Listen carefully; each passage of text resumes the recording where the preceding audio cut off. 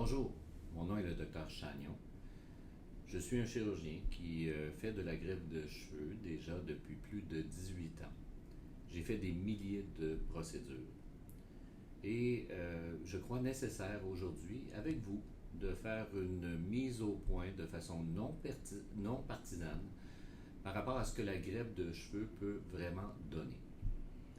Alors, comme beaucoup d'entre vous sûrement le savez, la greffe de cheveux consiste à transférer un follicule de la zone donneuse vers la zone receveuse. Quand on enlève un follicule dans la zone donneuse, il y en a un de moins. Il n'y en a pas un nouveau qui va se créer pour le remplacer. Donc, il y a des limites à ce qu'on peut transférer. On ne pourrait pas, par exemple, transférer 100% de densité ici, puisqu'il faudrait enlever 100% des cheveux qui sont à l'arrière, qui ne repousseraient pas. Alors, qu'est-ce qui limite la zone donneuse? La zone donneuse, c'est la zone au niveau de la couronne où les cheveux, les follicules, ne sont pas programmés génétiquement pour tomber. Alors, c'est pour quelqu'un, par exemple, qui évoluerait vers une calvitie qu'on appelle stade 8, comme celle qu'on voit ici, la zone donneuse se limite à ce secteur. Si on prélevait des follicules à l'extérieur de ce secteur, on transférerait automatiquement un cheveu qui est programmé pour tomber et qui éventuellement tomberait. Donc, ce serait plutôt un geste futile. Donc, c'est la zone de sécurité. Maintenant, comment on peut prévoir jusqu'où va évoluer la calvitie chez une personne en particulier?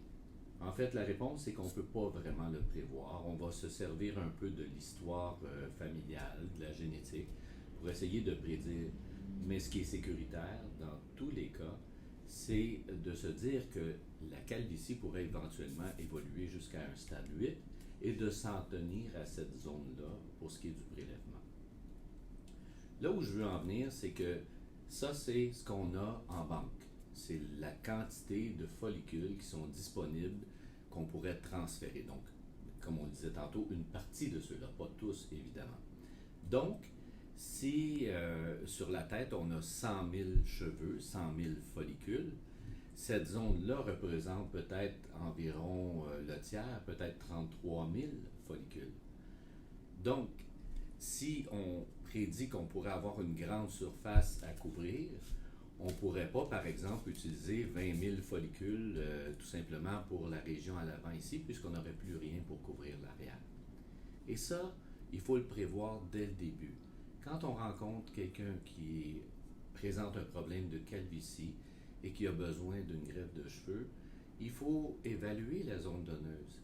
Il faut essayer de voir de façon, avec le temps, comment va évoluer sa calvitie, de façon à répartir ce qui est disponible de façon balancée pour garder un look qui sera correct tout au long de sa vie.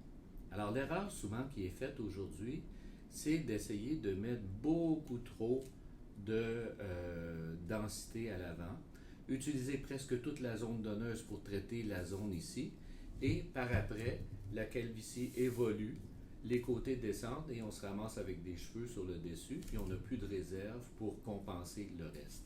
Évidemment, les cheveux greffés ne tomberont pas, mais les autres autour, eux, peuvent tomber. Donc, il faut vraiment y aller de façon, disons, balancée et prévoir ce qui va arriver dans le futur.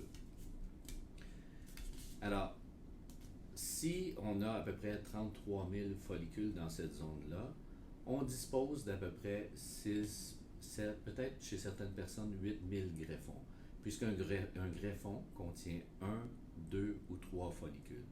Donc, grosso modo, si je transfère 3 000 greffons, j'aurai à peu près 7 à 8 000 cheveux, 7 à 8 000 follicules que j'aurai déjà transférés sur mes 33 000 disponibles.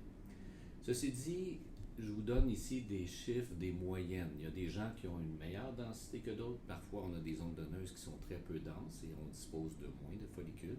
Et parfois, on a des zones qui sont plus généreuses. Alors, on va un peu évaluer ça lorsqu'on fait la consultation. Ce que je veux passer comme message maintenant, c'est méfiez-vous. Il faut faire attention. Si par exemple vous avez seulement qu'une petite zone ici à couvrir sur le devant, la bordure de la ligne frontale et qu'on va vous dire et qu'on vous dit qu'on va mettre 3000 greffons ou 5000 greffons là-dedans, alors que vous disposez dans votre zone donneuse de seulement peut-être 6 à 8000 greffons, bien l'équation est facile. À ce moment-là, on a utilisé la moitié de la zone donneuse pour traiter une très très petite région, ce qui risque de poser problème dans le futur. Alors j'espère que cette information-là vous aidera à faire des choix éclairés dans le futur.